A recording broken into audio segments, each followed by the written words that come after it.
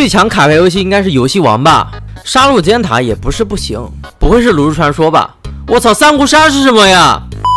今天给大家唠唠宇宙机器人界槽人啊，蹭一波我们年度最佳游戏的热度。其实也没啥蹭的，讲道理啊，它这游戏宇宙机器人这游戏有咱三国杀热度高吗？那不如三国杀一将成名一根儿啊！还年度家庭游戏，玩你这个 PS 独占的 B 游戏，光买 PS5 的机子都要花几千块，游戏碟还要再花几百。费用这方面咱也不说了，关键你这玩意儿纯纯的单人游戏啊，一点多人互动都没有，哪里体现家庭了？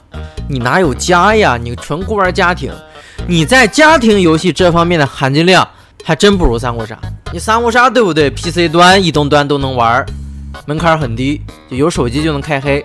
关键是我们三国杀还有线下面杀，我操，面杀呀！那这叫上亲朋好友聚在一起杀一杀，交流交流，乐乐呵呵的多惬意啊！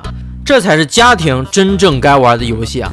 当然，在这方面，三国杀不如麻将，麻将才是真正的家庭游戏 Top 1，至少对于咱们来说是这样的。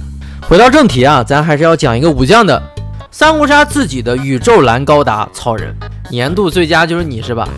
大家都知道，老版的这个风曹仁是一个纯牛马武将，远古8费啊，结入阶段翻面并摸3张牌啊，我曹仁直接放权欺人，不跟你嘻嘻哈哈了。那你唐完了呀，不如奶龙呀。老曹仁他从出生到现在他就没支棱过，就完全玩不了的一个将，费中费，周泰选出来都比他有用，官方也是看不下去，在13年首次给他做了加强，据手改成了结束阶段开始时你可以翻面，若如此做你摸1张牌啊。要光看这个据手有点不明所以了，这干嘛呀？这咋还削弱了呢？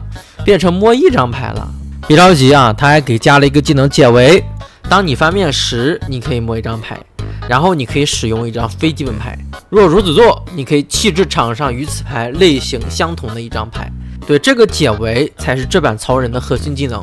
我蓝高达在翻面的时候还能做点其他事情，首先就是多摸牌啊，翻面时摸1张牌，那这点是把原先聚手的摸牌拆分到了这个技能之中，本身发动聚手摸1张，翻面解围摸1张，然后转一轮到自己这边翻过来再摸1张。其实摸牌量它和之前一样，也是3张牌，关键是他在翻面之后他可以主动的去用1张非基本牌，比如装备啊、锦囊啊都可以用，接着再拆场上1张与此牌类型相同的1张牌。你用装备那就可以拆别人装备区里的1张牌，你用锦囊那就可以拆场上的1张兵勒判定啊，那这还是很厉害的，很契合技能名解围啊。解围是什么？见招拆招啊，兵来将挡，水来土掩，有什么威胁我拆什么。这版曹仁虽然强度也还是一般化，但整体设计的契合度还是很顶的，有在进步啊。而到了17年这版的新曹仁，也就是首杀界曹仁，他就不只是说进步这么简单了，直接一飞冲天了，冲到宇宙了。我们看聚手啊，结束阶段开始时你可以翻面，若如此做你摸4张牌，然后选择一项：1弃置1张不为装备牌的牌，2使用1张装备牌。那这翻面摸4期是什么强度啊？三国杀到底有没有完爆？这还不是说一定要再弃1张牌，你要手里边有装备，那你可以直接使用这个装备纯摸4啊，还给你多挂1次装备的机会。你手上有装备就可以故意留着，等到这个时机再给它装上去。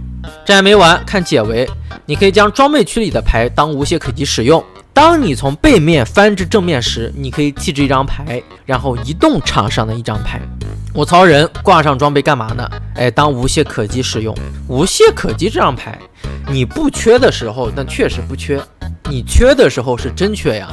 你像解围这种自己能转化无懈的技能，那实战中不能太好用了，直接就垄断无懈了。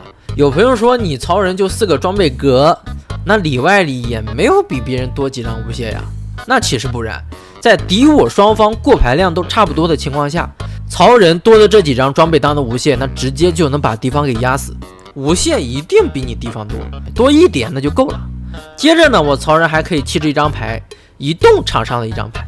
对，我现在也不弃置场上的1张牌了，我直接移动。当年张合里张合就凭这个移动牌的能力稳坐了小8神的位置，咱曹仁直接弃张牌随便移。那移动牌这个能力到现在我还是觉得它属于是最强的控场能力。我曹仁只要在场，那你敌方就不敢随便的勒人兵人啊，只能并勒我前置位的角色。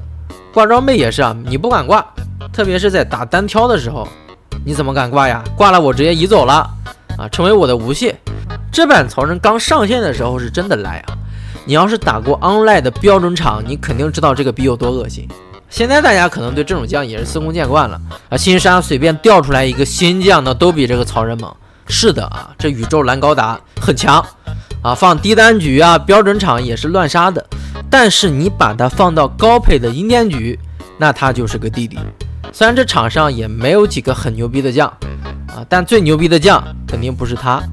是的，兵精两组，守土一方，坚守此地，不退半步，化守为攻，出奇制胜，坚壁清野，以挫敌锐。